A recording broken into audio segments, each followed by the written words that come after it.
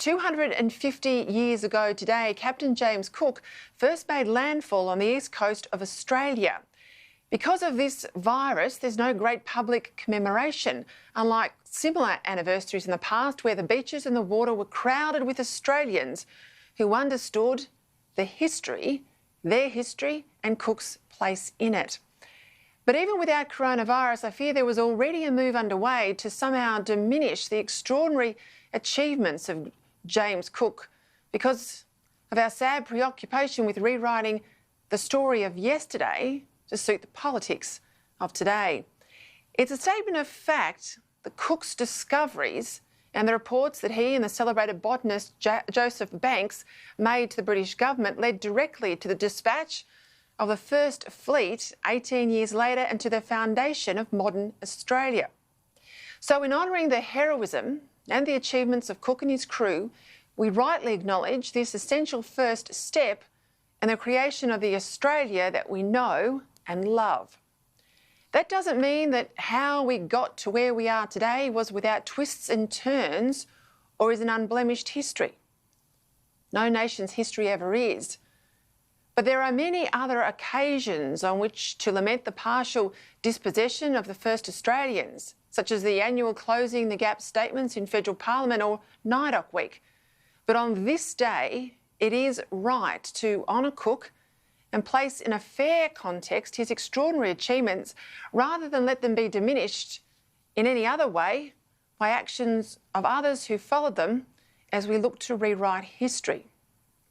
For us in the modern world today who have become so used to jetting about, it's hard to imagine the voyage into the then unknown that Cook was making. As Professor Geoffrey Blainey has noted, Cook and his crew were the astronauts of their day, going where no man of their world had gone and bringing back samples and drawings and first-person accounts of this extraordinary territory at the bottom of the world. Even today, as the flight of MH370 so tragically shows, it is possible to disappear off the face of the earth.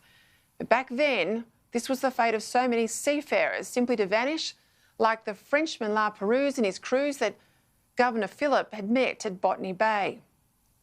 That could so easily have been Cook's fate as well when the Endeavour holed on the Great Barrier Reef, or on several other occasions when adverse tides were carrying his tiny ship onto rocks and reefs. And I underscore the point here, his tiny ship, because it was small. It was about the size of a tennis court with over 90 men on board in a confined space.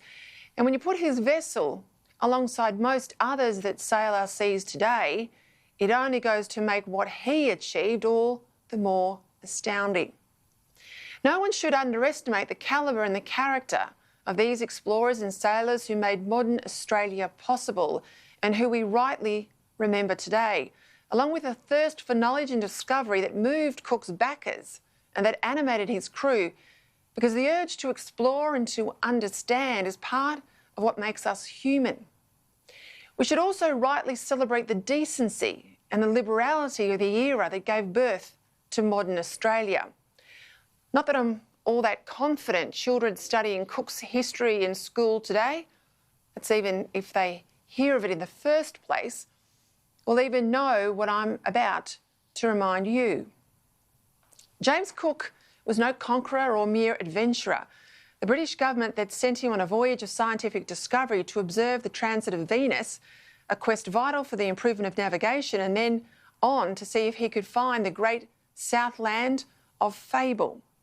Just as Governor Phillip's orders a few years later after Cook were to live in amity and kindness with the native people, Cook's instructions from the King were, and I quote, by all proper means to cultivate a friendship with them and show them every kind of civility and regard.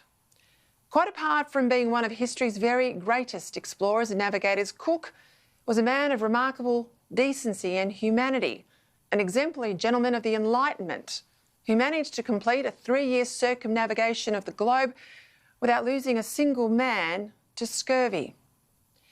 We celebrate today because but for Cook, there would be no modern Australia as we know it. And any idea that without his discovery, this great southern land would just have remained undiscovered by other explorers of his era is fanciful. Whenever we might think of our history, it can't be changed and it must not be rewritten. Now more than ever, it is important that all of us know our history rather than what others might tell us it is. And to do that, we all must read it and voice it aloud, particularly to those younger than us, so that in the generations that come after us, they will know it too. In the case of Cook, it's about ensuring that his name, as in generations past, evokes pride for his extraordinary role in the history of this extraordinary nation.